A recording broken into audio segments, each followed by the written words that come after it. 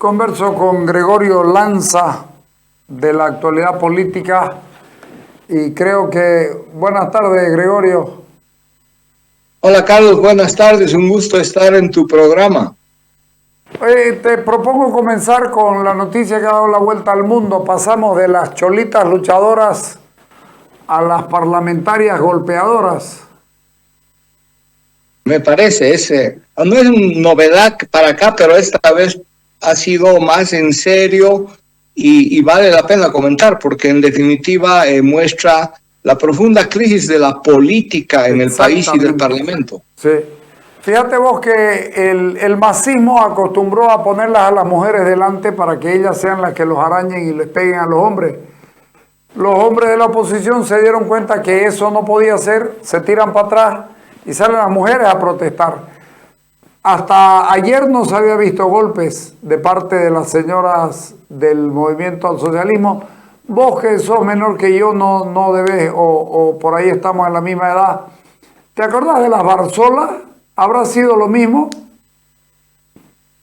Sí, y con una ventaja adicional. Las Barzolas tenían, yo diría, una mayor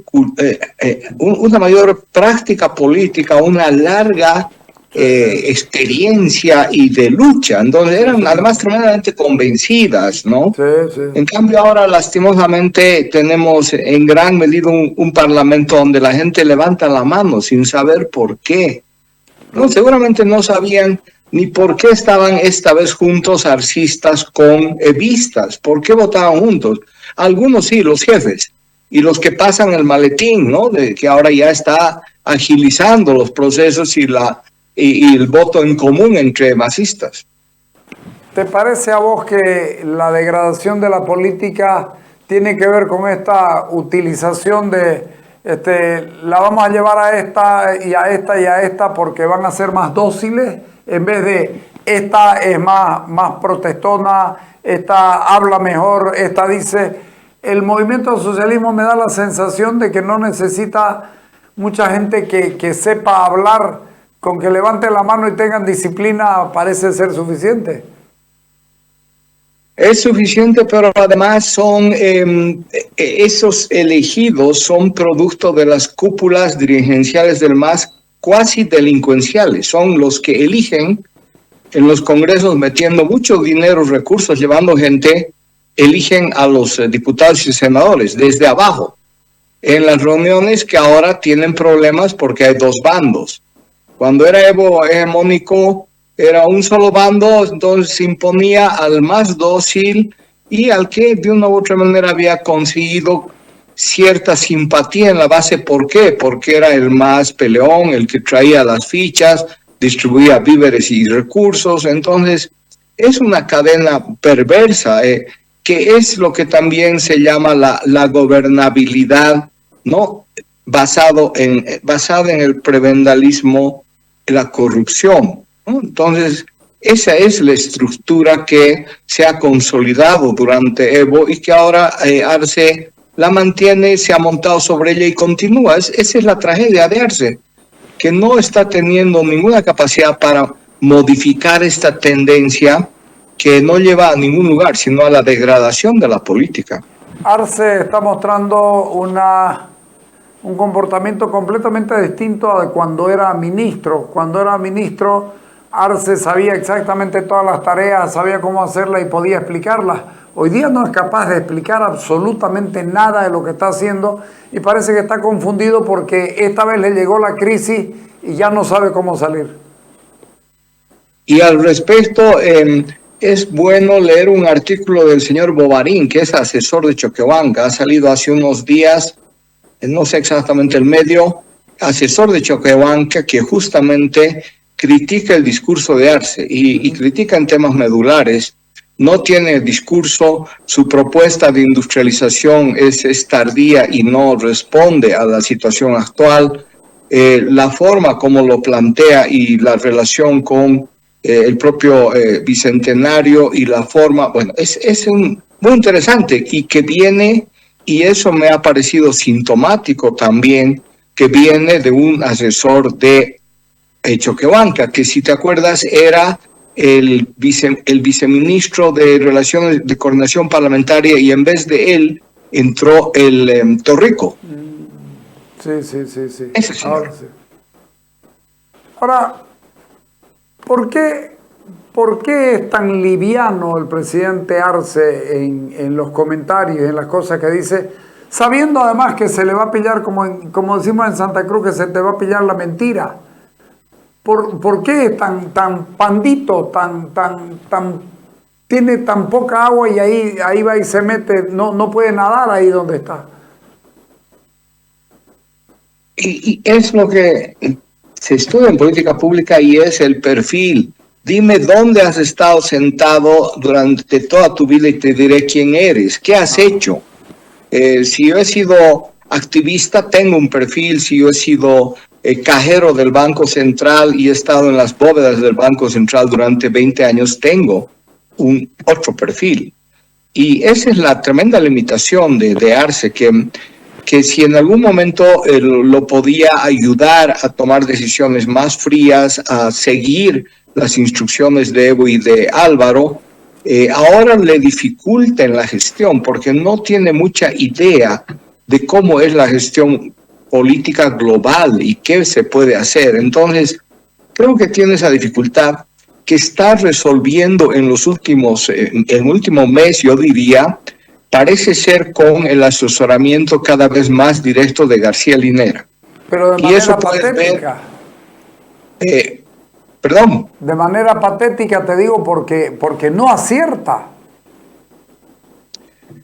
Y porque parecería seguir en el camino, porque también Álvaro García Linera tiene hábitos y costumbres y forma de hacer política, y él prefiere el enfrentamiento, lo que se llama la política como guerra, ¿no? Uh-huh. Prefiere derrotar también al enemigo. Álvaro García Linera sí, y tiene esa visión. Entonces, eso no ayuda tampoco al país, y ni en el momento actual, mucho menos. ¿Vos crees que García Linera está cada vez más empoderado entonces dentro del esquema Arce Catacora y su gente? Sí, señor, y un reflejo de eso por varios indicios es todo el ataque y la vinculación de Fácil con la élite cruceña, ¿no? Y si tú ves el periódico que más eco ha hecho de eso en La Paz es La Razón, del cual García Linera es propietario y copropietario con El Español, del entramado mafioso de plata venezolana que agarró Gil, después entró García Linera y después entró el Iturrey, y no que ahora aparece el Palo como Palo Blanco. Y es La Razón la que más está incidiendo en programas todos los días, en editorial, en artículos de opinión sobre este tema. Pero te cuento que están bastante perdidos con relación a eso, porque el Banco Fácil sí es un daño, sobre todo yo digo al humor cruceño, a la sensación que uno siente de que otra vez se cayó otro banco de aquí. Pero fíjate que los grandes capitales cruceños que no sean comerciantes no estaban en el Banco Fácil. Ya habían olido hace un par de años, unos 3, 4 años, habían olido de que esta cosa no iba bien y prefirieron alejarse, y las platas están en el Banco Mercantil Santa Cruz, en el Banco Ganadero y en el Banco Económico, y también en alguna medida en el Banco Peruano. Fíjate vos, se apartan de eso, y la gran plata en los sectores agropecuarios, que son los que mueven Santa Cruz. Y cuando vengas te voy a mostrar un proyecto que te va a encantar, porque vos que sos especialista en resolución de conflictos, te vas a dar cuenta hasta dónde puede llegar el agro cruceño y la industria real cruceña. Si ellos están disparando por ahí, ellos están equivocados. Hay mucha plata, evidentemente, pero la plata es de los que entraron a esta especie de pasanacu de quién se saca el premio de la fabulosa. Y todo el mundo, saca tu cuenta que el 80% de los ahorristas tiene $500 o menos.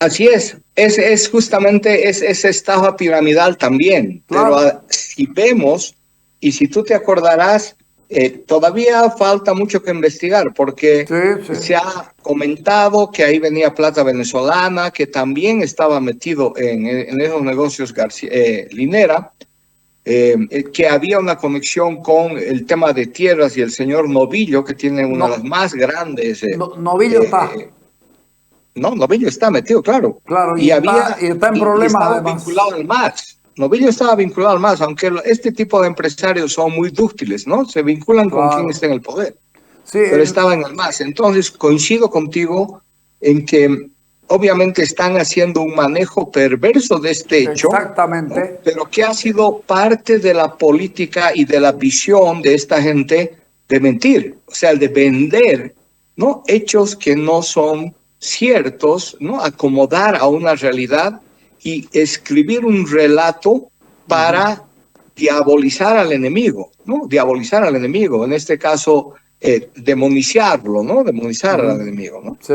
Ahora, Ese es, pero fíjate, no les está dando el resultado que ellos buscaban. Al comienzo a mí me preocupó porque vi para dónde disparaban los tiros, pero no le está dando tanto resultado porque en la calle cruceña el humor que tenía los primeros días, hoy día ya no lo encontrás. Lo encontrás los tipos buscando, siguen buscando dólares a 8 y fracción.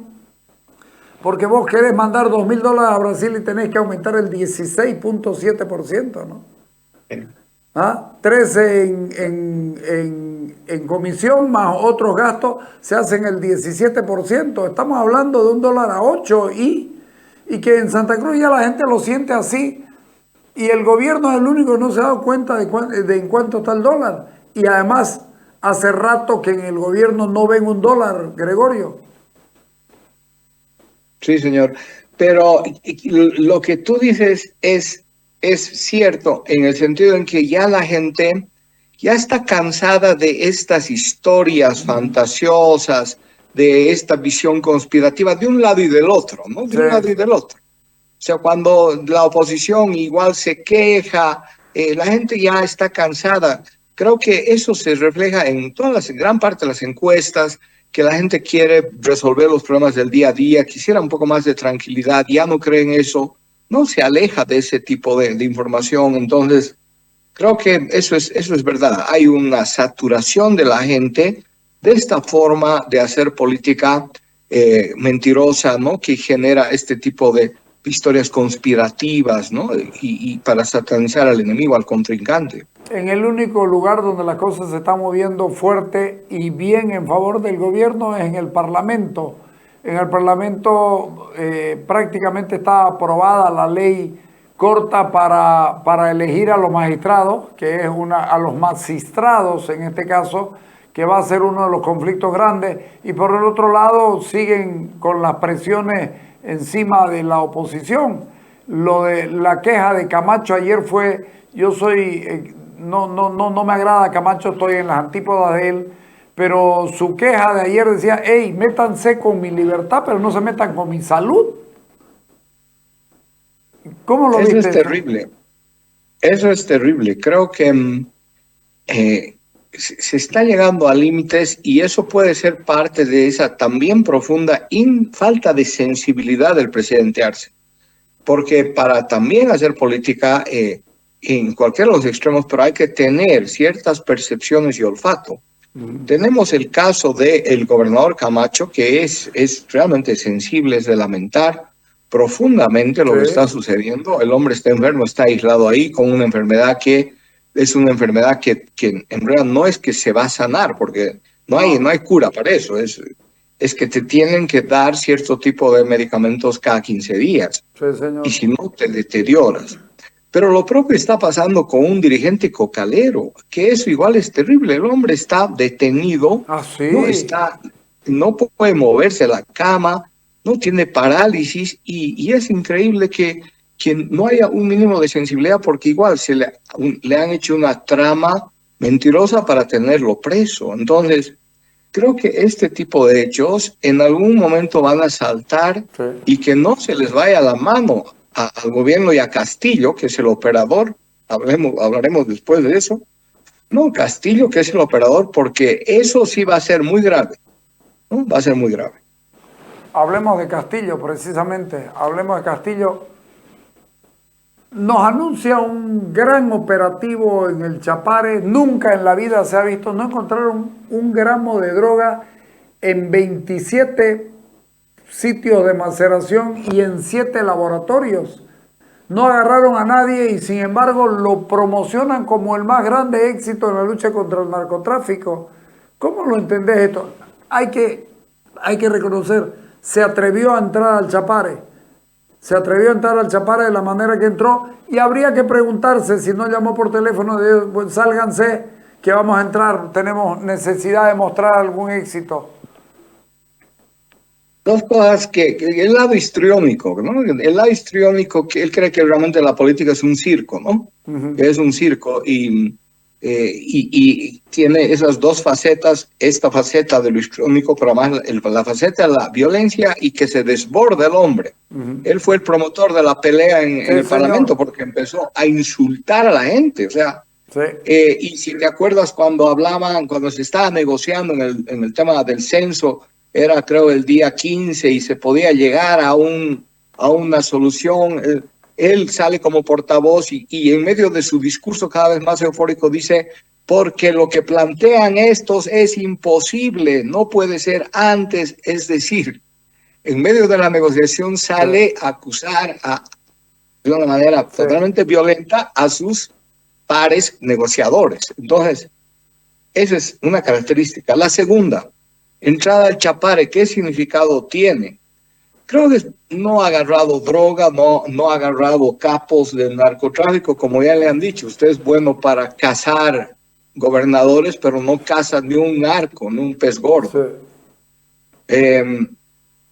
Creo que es más bien una señal a los productores de coca que producen pasta base, que están obviamente y son los que de una u otra manera se articulan en esas fábricas y les ha dicho, señores, si ustedes siguen bajo el alero de Evo Morales, la situación va a ser cada día peor. Hay que realinearse. Exactamente. La producción y el poder somos ahora nosotros. Nosotros regulamos el narcotráfico y al que no está con nosotros lo cazamos hacia adelante. Y es claro, en esas fábricas no puede agarrar decenas de personas porque además tendría que agarrar comunarios. Ellos son los que dan toda la logística, la seguridad a esos laboratorios, llevan su droga o hacen la pasta, etcétera. Entonces, es pues una industria global y esa ha sido la señal. Y por eso, claro, Evo está también preocupado porque no le van cortando sus espacios de poder, ¿no? Si en el Chapare le hacen una fisura grande, ahí sí Evo se acercará cada vez más a lo que dices, ¿no? Que es un cadáver que le falta el ataúd. El responso. El responso. Sí. ¿Cómo se arregla la situación inmediata del país? Porque está hirviendo y está caliente, arde, pero no se sabe qué es lo que va a pasar. ¿Cómo se arregla vos que trabajás en eso?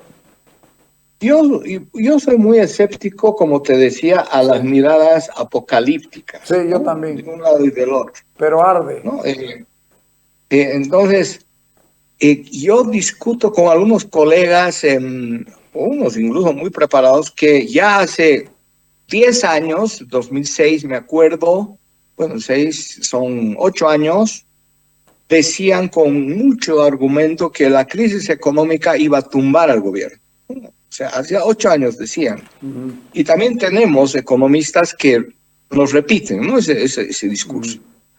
Entonces, en la medida en que yo intento ver un escenario más amplio también de cómo pueden actuar los jugadores, creo que comentaba que veo, a pesar de todo, que este gobierno tiene aire en el escenario económico, porque además tiene litio, tiene posibilidades de vender a futuro litio, como ha hecho Venezuela con el petróleo, con los chinos. Venezuela ha vendido a 10 años Sí.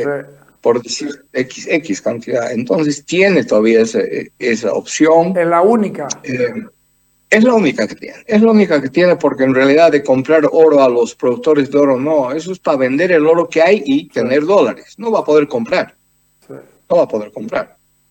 Pero hay un espacio que todavía tiene en el campo económico. Yo creo que Arce la única opción en ese contexto además tiene es aflojar un poco políticamente, sentarse a la mesa con los productores, que hay ciertas conversaciones, Sí. hay un acercamiento, y entonces hacer que la producción se libere de cupos y de las mafias que controlan y venden los cupos de paso. Y entonces eso permitiría mejorar por vía de aumentar exportaciones, ingresos de dólares, bajar un poco la presión inflacionaria que es en el resto de América Latina muy fuerte. Es el otro tema. Si uno mira a su alrededor, yo sigo de bastante cerca procesos como por ejemplo el chileno, donde la inflación es muy grave. Primera vez en los últimos 30 años que tienen ese nivel de inflación. Entonces, creo que tiene aire por ahí. Y la oposición, creo que lo propio, tiene que buscar iniciativas de tener algunos puentes, hacer propuestas por lo menos, profundizar la división del bloque masista. Leía hoy día, creo que es una carta de Lara, que ha sido exministro de gobierno de Carlos Mesa. Sí, sí. Lara es parlamentario de Comunidad Ciudadana. Sí. Y le manda una carta a Carlos Mesa y le dice, Carlos, creo que es equivocada la política que sigue Comunidad Ciudadana de bloquear toda iniciativa respecto a la elección de jueces. Hay una corriente, sí, hay una corriente interesante que la he escuchado también. Y que entonces, que en el fondo es eso, o sea, están en el Parlamento para hacer política, para hilar muy fino, para dialogar además de otra manera, no con imposiciones. Había un escenario propicio con la división de los masistas, más allá que se unan, yo digo cada vez más por el cemento a la plata, ¿no? Y eso es lo peligroso. Pero hay espacios que se podrían utilizar, hay iniciativas que podrían tener para actuar de manera común parlamentarios, bloques cívicos y comités interinstitucionales sobre propuestas mínimas, y no vemos eso. El país está esperando lo que alguna vez decíamos con vos, hablamos solo de los evistas y los arcistas, y el resto, ¿qué hace? Sí, señor. ¿No? Entonces, creo que por ahí va, Carlos, seguir pensando en cómo bajar a hacer propuestas un poco más consistentes, porque la economía no hace reventar la situación por sí sola si no hay una articulación política. Para eso es la política. Sí, señor. Es lo que ha hecho el Evo. El Evo ha aprovechado la crisis económica durante Goni, que nos tiró el decretazo de febrero. Claro, de febrero. Y con eso ya se abrió las puertas al infierno, Goni, ¿no? Pues terrible, incendio, enfrentamientos entre policías y militares en La Paz, quemaron el Ministerio de Planificación, bueno. Pero porque había un nivel de articulación política. En cambio, como si ahora no hay ese mínimo nivel y vemos al mismo tiempo disputas en diversos sectores de la oposición, como es el caso de Santa Cruz, entonces en la gente tampoco eso es una buena señal. Y creo que ese es el otro punto muy flaco. Ok, te agradezco mucho. Ha sido muy útil tu participación en el programa. Te estoy llamando, ¿sí? ¿Vas a hacer Listo, algo Carlos, gracias. ¿vas a A la hacer próxima, algo para la Lorne. Feria del Libro? Sí, eso te voy a mandar por WhatsApp. Ok. Te voy a mandar para invitarte. Ok, listo. Abrazo. Chao, chao. Chao, Carlos. Bueno, muy, muy, muy útil la conversación porque nos ayuda a todos, a mí y a ustedes, a entender mucho más lo que está pasando y cuáles pueden ser los caminos. Vamos al corte y ahorita venimos.